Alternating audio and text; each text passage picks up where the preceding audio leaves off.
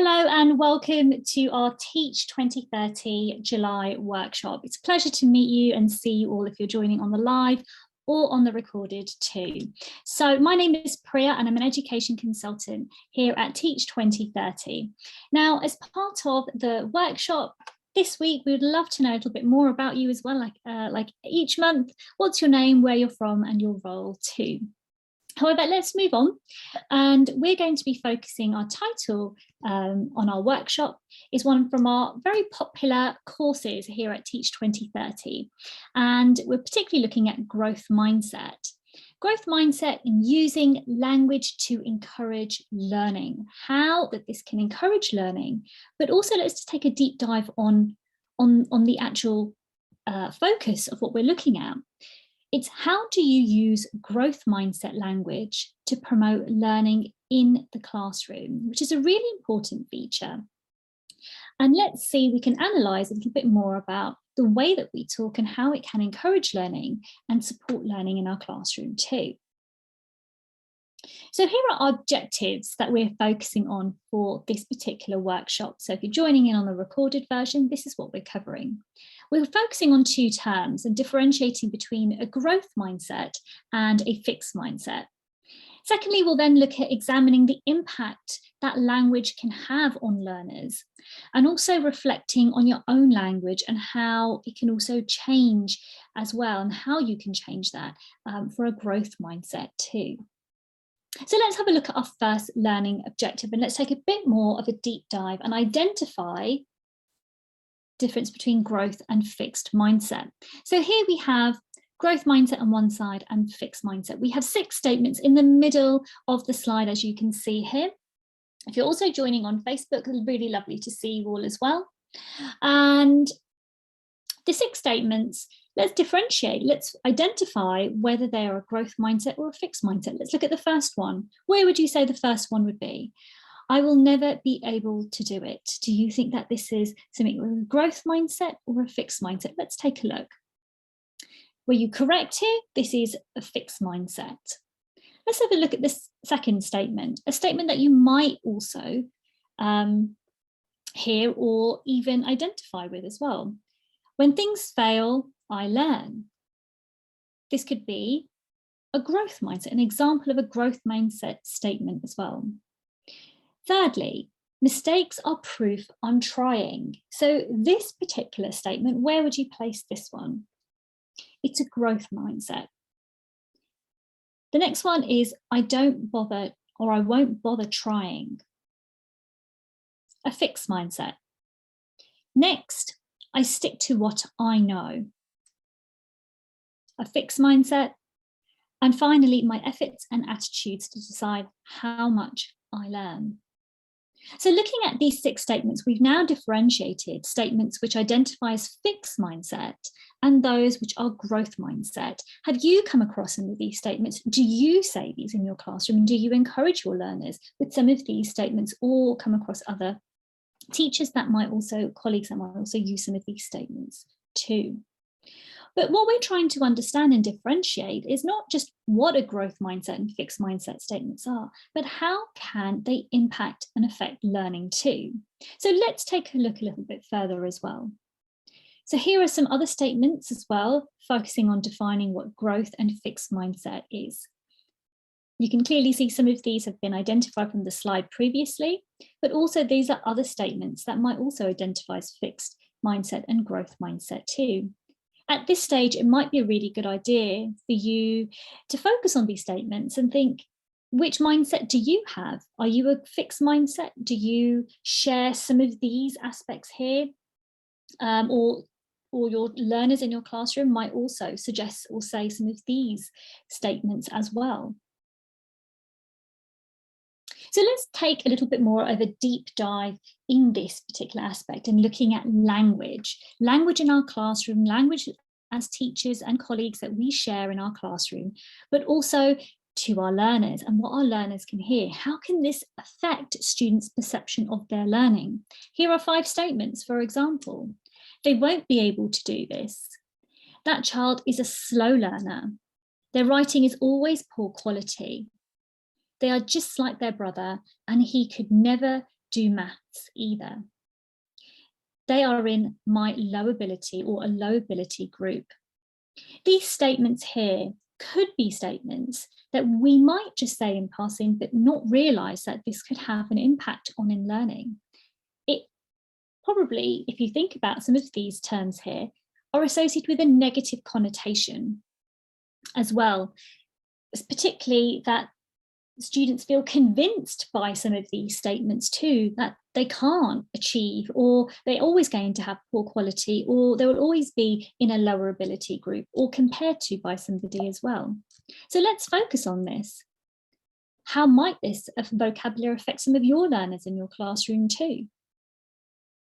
Let's look at this a little bit further now. Let's look at this with an example and responses to a scenario as well, which could be typical in your classroom too. So here's an example of a scenario. What is the impact of language on your learners? So let's focus on this particular scenario here. The teacher is introducing a new topic to a new Year 8 class students in science. The teacher gives an activity for the students to write down the molecular formula of sodium hydroxide and hydrogen chloride. The student tries writing the molecular formula of sodium hydroxide for the first time and got it wrong.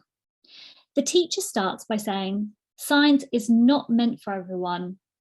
You are either not good or either you're good at it or you're not." Another student stands up to ask a question for better understanding and clarification on what the teacher has said. The teacher responds to the student by saying, "I don't like to be challenged. I stick to what I know. Close your mouth and sit down." Now, this can be quite a lot to take on board here, because right now, first of all, some students are just requesting for some help and some support here as well. And they feel that they can't, or they fear that asking for help is a bad thing or a bad connotation. And the teacher, in response, has suggested that this isn't a time to ask for help and support, but really it's a time for you to kind of figure it out yourself and off you go. They've done their part in the lesson. But how can this impact the language on your learners in the classroom? But also you need to think about how this can impact learners moving forward as well. Will they always feel worried about asking questions to other teachers too? Possibly even getting things wrong in a classroom. Will they fear this and not want to try at all? This can all remind them that this is not particularly a positive space for them to try and make mistakes too. I wonder what your responses are to this scenario as well. And let's think about how we can maybe change this and model this so that it can support more learners too. So here are some of the aspects of fixed mindset language that we can maybe consider when we're thinking about how we can change this into growth mindset. So here's one of the fixed mindset statements. Carmel won't be able to do this equation. In a growth mindset, we might tweak this and go, Carmel can't do this equation yet. The power of yet means that they're not there yet, but there is definitely progress that you might suggest or progress to be had, but maybe even through some definite focus points and some key scaffolding that can really help Carmel to achieve what her goal is. Secondly, a fixed mindset statement could be, Helena is not clever like her sister. So in this particular instance, it's a comparison between siblings. So let's have a look how we can potentially think about the change in language of growth mindset. We all have strengths in areas. Continue to try. And there's no comparison between anybody else, but everyone has strengths and everyone has areas for development that they need to work on. But continuing to try and give it a go again can continue to support students moving forward as well. Finally, let's look at the next statement. no, Patrick, you did the diagram wrong. Stating that's it, you've done it wrong, and that's the last point there. But how can we change this? There are some parts maybe of that diagram you can attempt again. Again, you might even give them some focused feed-forward tasks to really help that student identify those areas that they've done incorrect and how they can make some small tweaks or improvements so that when they try again, they won't be making the same errors previously as well. Now, here are some other helpful mindset, growth mindset, instant feedback responses. You can even just take a picture or a screen share of this as well and use these in your classroom too, because certainly by consistently reinforcing some of these statements, such as, how did you work out that answer? Does anyone have an alternative idea? You're providing a choice, you're providing an opportunity for open feedback so that students have the ability to explore and be curious, and also have a statement about what else that they can maybe consider as well amongst their peers as well. So it is about reinforcing the positive statements and the positive effort that students are making, trying to identify where you can help and guide them, and also give them some feed-forward tasks too. So let's consolidate a little bit more about today and this particular workshop. Growth mindset is when learners believe they can learn and achieve. It is a responsibility as teachers to promote a growth mindset in our learners. And language is a really big part of that. It must be appropriate for the needs of the learner. And we need to be really careful and mindful of the type of language we use as well. Be brave. Ask for feedback on your own teaching from your peers. This could mean even through an observation. It could even be for 10 minutes of a lesson, for instance. This can really help support you in your learning as well. Remember that you are showing a growth mindset by attempting TPD workshops too. So thank you all for joining today. And even if you're on the recorded version too, it's wonderful because actually at this point, you can take a pause and actually really quite signify how is it that you're learning in your classroom and what type of language you're using in your classroom too. So just so that you are aware, we have some exciting news starting from September that we would love to share with you as well, which is our new 4-part series workshop as well. So we won't have a workshop in August, but we will be back in September on our 4-part series.